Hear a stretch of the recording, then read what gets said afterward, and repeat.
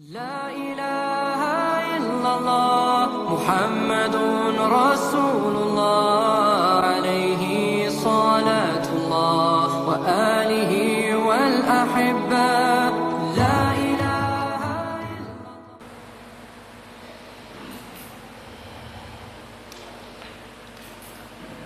Dalam hadis lain Rasul bersabda, riwayat Amru bin As, barang siapa yang suka dijauhkan dari neraka dan dimasukkan ke dalam surga, maka hendaklah dia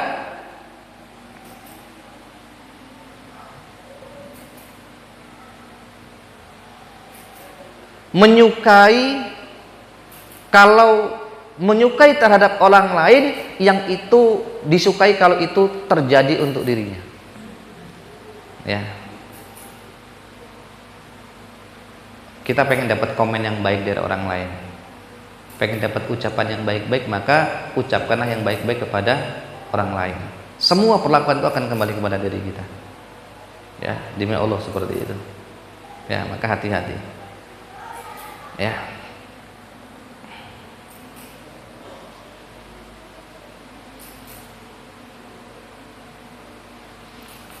Sammul muslim wa insaniyatihi min kamalil iman fil muslimi alla yaktasira fi hubbil wala siyamal iman fa yuhibbu lil kafir ay yuslima wa yu'min.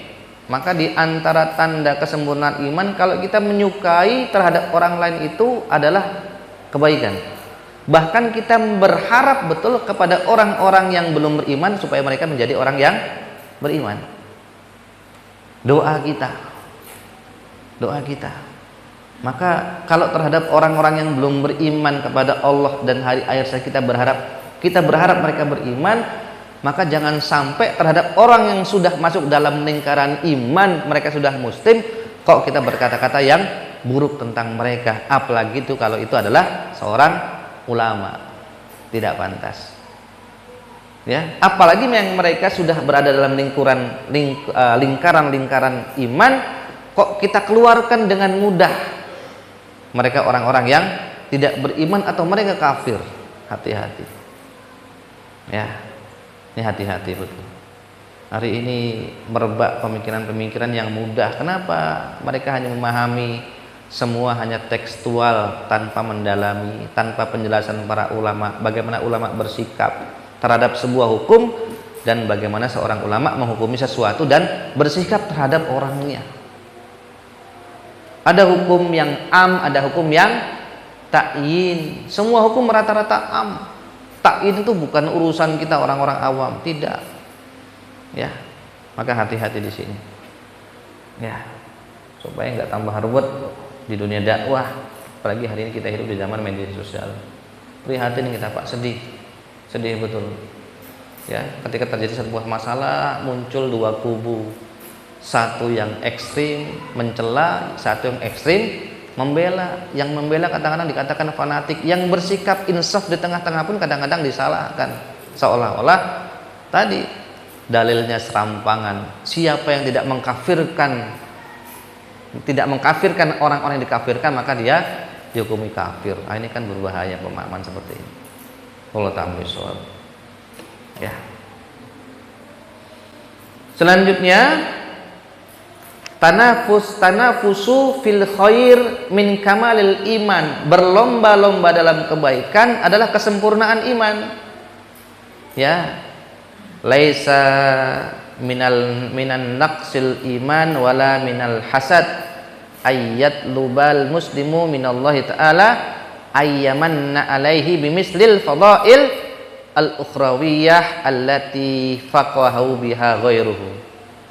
Ya, bukan merupakan kekurangan dalam iman, dan itu tidak termasuk hasad apabila kita berdoa dan berharap kepada Allah supaya semua keutamaan dan kebaikan-kebaikan akhirat itu semuanya bisa terlimpah untuk orang-orang selain kita. Ya. Ini bahkan kebaikan. Kita berharap berharap betul masyarakat kita itu semuanya orang-orang yang paham dalam urusan agama, menjaga sholat, bahkan mendoakan untuk itu. Ini kebaikan yang nyata, kebaikan betul. Kadang-kadang kan kita mungkin hanya berpikir untuk pribadi, bahkan dalam doa saja kalau kita tidak ikut dengan contoh para ulama, kadang-kadang doa itu kebanyakan buat pribadi.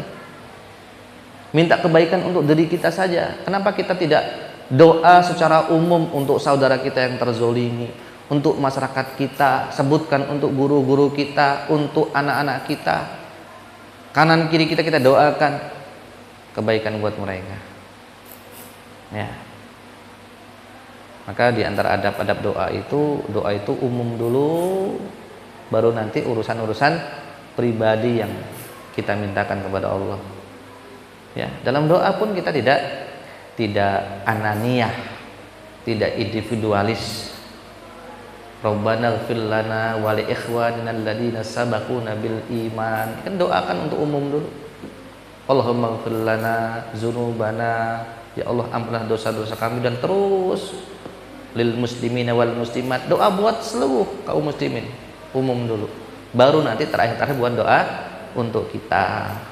Bagus lagi kalau kita sebutkan satu persatu orang-orang yang berjasa dalam kehidupan kita. Sebagaimana Imam Asy-Syafi'i rahimahullah, saya mendoakan 40 guru saya setiap kali sholat. Mendoakan 40 guru saya, disebutkan satu persatu nama-namanya. Ya, Allah ta'ala bisawab. Ya, itu dalam urusan doa saja kita tidak individual, enggak ananiyah. Ya.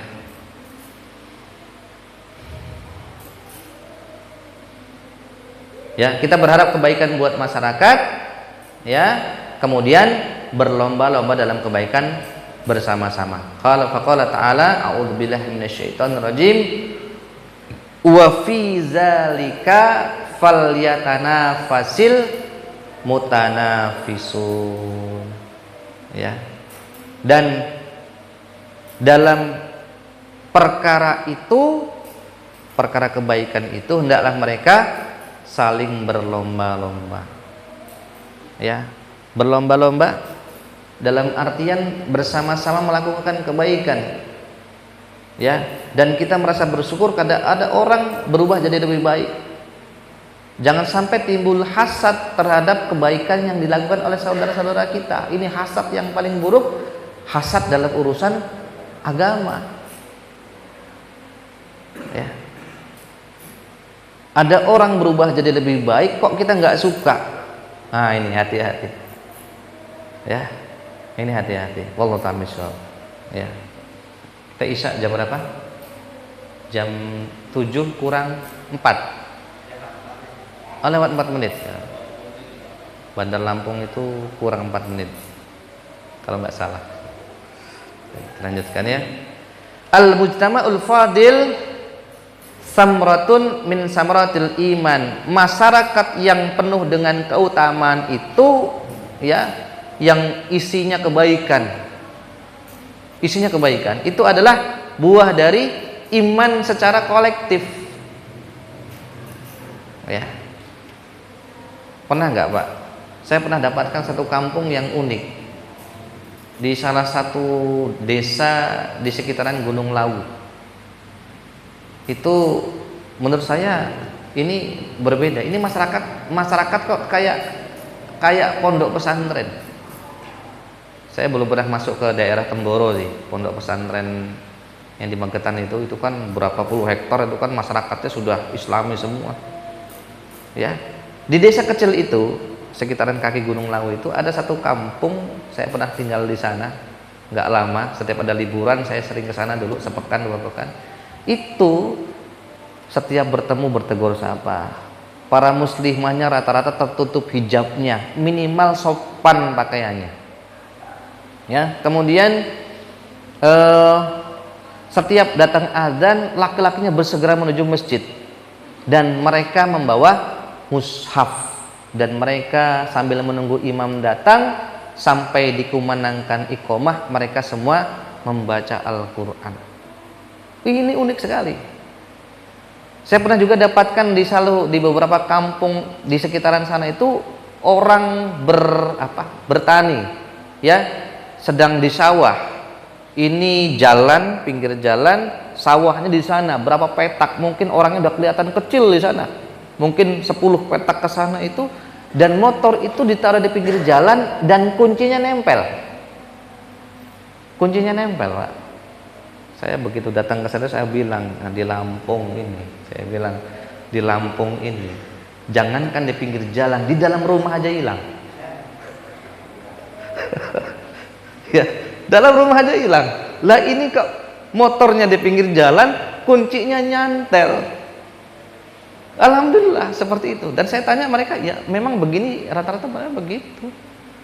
Tasnya nempel di situ, ya kuncinya nempel. Ya Allah, masya Allah. Ini masyarakat yang indah ketika mereka sadar bahwa iman itu menjadi sebuah hiasan dalam kehidupan. Terbentuk seperti itu. Ya, maka mungkin cerita-cerita yang dulu zaman kejayaan Islam, atau kita pernah dengar mungkin sebenarnya di beberapa tempat di negeri-negeri yang syariat itu dominan dalam kehidupan, itu kita bisa dapatkan cerita pedagang tokonya buka tapi sudah datang panggilan azan, mereka ada barang-barang yang tidak bisa dimasukkan segera, ya sudah, hanya ditulis, dipalangkan sapu, ditulis sedang sholat, aman, masya Allah, aman.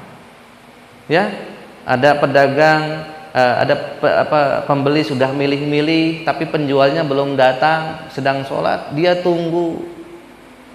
Ya, kenapa? Muraqabatullah, mereka sudah hadir dalam hati mereka, merasa diawasi oleh Allah, subur dalam hati mereka, sehingga masya Allah, seperti itulah kehidupan yang indah. Dan kita berharap seperti itu terjadi dalam masyarakat kita, di kampung kita. Kita berharap seperti itu, saling peduli, ada tetangganya begini begitu, kita itu perhatian, ya, perhatian. Remeh misalnya begini, saya tinggal kan selalu di kota, tinggal di sebuah perumahan tuh kurang lebih 17 tahun. Ada masyarakat yang, ada warga-warga yang dia nggak peduli dengan urusan sekitarnya, sampai urusan tegur sapa itu mereka nggak peduli. Ada, dan itu dapat komenan banyak. Ada beberapa warga yang dia itu kalau lewat mobil segala macam, ada warga sedang kerja bakti nggak apa, dia cuek, dia tutup itu, dan itu ditengeri, ditandain, oh blok ini, gitu kan, gitu. Bahkan ketika kita lewat depan rumahnya dan kita tegur, dia pun hanya diam, tak menyapa, tidak membalas. Ya sudah, mohon maaf ya, bagi yang dia aktif di masjid atau mereka sering kumpul, ketika ada rapat diundang hadir, ketika kerja bakti mereka muncul, kalaupun nggak muncul mereka keluar gorengannya, keluar apanya, memberitahu nggak bisa hadir. Itu respon masyarakat beda. Sama ketika tadi, ada yang dia nggak peduli dengan setiap kegiatan di masyarakat, ada kegiatan di masjid nggak peduli, nggak pernah ngumpul di pos kamling, di pos satpam, ada kegiatan apapun, ya, ketika mohon maaf, ada keluarganya meninggal, mohon maaf, akhirnya hanya sebatas lepas kewajiban fardu kifayah saja, nggak ada yang peduli yang lainnya. Kenapa? Loh begitu kok. Ya, maka ini penting. Ya, Islam sangat memperhatikan kesolehan sosial. Ya. Nah, ini masyarakat yang penuh dengan bermacam keutamaan kebaikan, itu buah dari iman secara kolektif. Ya. Al-mujtama ghairul iman mujtama'u anani al-baghid. Masyarakat yang tidak memiliki iman, maka akan tumbuh masyarakat yang penuh dengan sifat anani, sifat individual, nggak peduli dengan urusan orang lain, nggak peduli, ya. Dan masyarakat yang penuh dengan kebencian di antara mereka, masyarakat yang saling iri, nggak punya toleransi, mau menang sendiri. Ini akan seperti itu. Nah, inilah yang mungkin mewarisi kehidupan kita modern di perkotaan seperti itu. Sesama tetangga nggak pernah kenal. Kenapa? Memang tidak mau menyempatkan, dan mereka merasa nggak butuh orang lain. Ya, di kampung kan saya rasa ini juga sudah mulai ya, sudah mulai terkikis sifat-sifat itu. Kalau dulu mohon maaf, saya yakin Pak, ya kita beda RT, beda kampung itu masih tahu lah. Oh, rumah bapak itu jarak sekian kilo, masih tahu rumahnya, anaknya siapa, kita masih tahu. Ya, tapi kan sekarang di kampung pun terkikis seperti itu. Ya, oh ta'ambil soal. Ya, maka ini penting para jamaah sekalian, para ikhwah, hadis ini mengajarkan kepada kita bagaimana bahwa apapun yang kita cintai itu, kita suka perlakuan orang lain, kita suka diperlakukan orang lain dengan baik, maka berikan perlakuan yang terbaik dari kita, menghilangkan sifat ananiyah, sifat individual, hanya peduli dengan diri sendiri dan keluarganya. Tidak, Islam mengajarkan sifat sikap-sikap kesolehan sosial, peduli dengan orang lain, dakwah, amar ma'ruf, nahi mungkar, tawasau bil haq, tawasau bis sabr, itu sebuah perkara yang sangat dipentingkan dalam Islam. Faqala ta'ala, a'udzubillahi minasyaitonir rajim, kuntum khairan ummah ukhrijat linnas ta'muruna bil ma'ruf wa tanhauna 'anil munkar wa tu'minuna billah. Kalian adalah umat yang terbaik apabila ya ta'muruna bil ma'ruf, melakukan hal-hal yang ma'ruf. Melakukan hal yang ma'ruf itu kita menjadi contoh dan ikut mendakwahkan dan ngajak orang itu jadi ma'ruf. Wa tanhauna 'anil munkar, kita jadi contoh untuk tidak melakukan kemungkaran, kemudian mengajak orang, melarang orang dari kemungkaran. Ya, nah ini penting ya, karena sikap diam kita terhadap sebuah kemaksiatan itu bagaikan setan bisu. Lo'inal ladina kafaru min bani Israila ala lisani Dawud wa Isa bin Maryam zalika bima asaw wa kanu ya'tadun. Telah dilaknat kaum Bani Israel. Kenapa mereka dilaknat? Karena mereka dilaknat oleh lisan Nabi Daud dan Isa bin Maryam. Kenapa? Karena mereka melampaui batas. Apa itu? Terlihat jelas kemungkaran tapi mereka mendiamkan, padahal mereka mampu. Ya, nah itu nanti dalam bab kisah-kisah tafsirnya cukup menarik di situ. Ya, ada kemaksiatan gitu kan, ya nggak peduli. Yang penting saya baik, yang penting keluarga saya tidak ikut rusak, yang penting anak saya tidak ikut-ikutan, nggak peduli dia.